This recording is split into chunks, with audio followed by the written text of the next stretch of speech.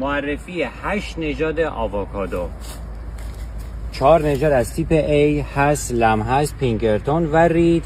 4 نژاد از تیپ B زوتونو، بیکن فورته و وستندین ارغوانی. اولین نژاد گل سرسبد آووکادوی دنیا نژاد هست میشه.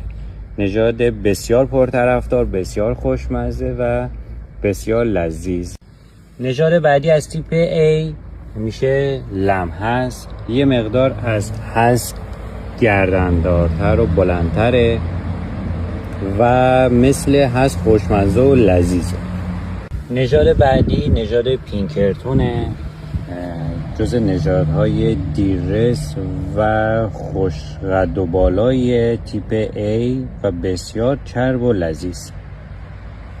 میرسیم به گل سرسبد تیپ A که نژاد رید میشه. نژادی هستش با ظاهر زیبا، گرد، کروی و بسیار ماندگار و خوشمزه. معرفی تیپ B و زوتونو شروع میکنیم. زوتونو نژادیه که در اواسط آبان و تا آذر ماه میتونید برداشت کنید. نژاد خوش محصولی هستش و بسیار هم خوشمزه.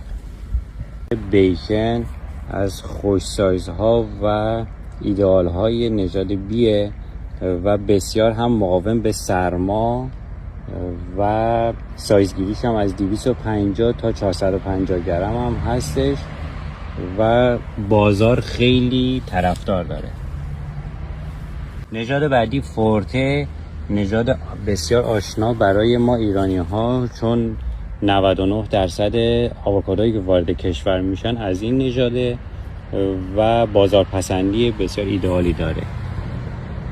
نژاد بعدی وستندین ارغوانی هستش که نژاد زودرس از تیپ B به حساب میاد و از اوایل مهر تا اواخر آبان میتونید برداشتش کنید. سایزگیری ایدئال و مزه خیلی خوشمزه‌ای داره و دیرگلتر از بقیه نژادها هم هستش. نکته‌ای که در مورد تیپ A باید بدونید اینه که هر 4 تا این نژادهایی که معرفی شد این قابلیت رو دارن که تا خرداد ماه روی درخت بمونن، ولی بیش از اندازه نگه داشتنشون رو درخت باعث میشه سال‌آور بشن.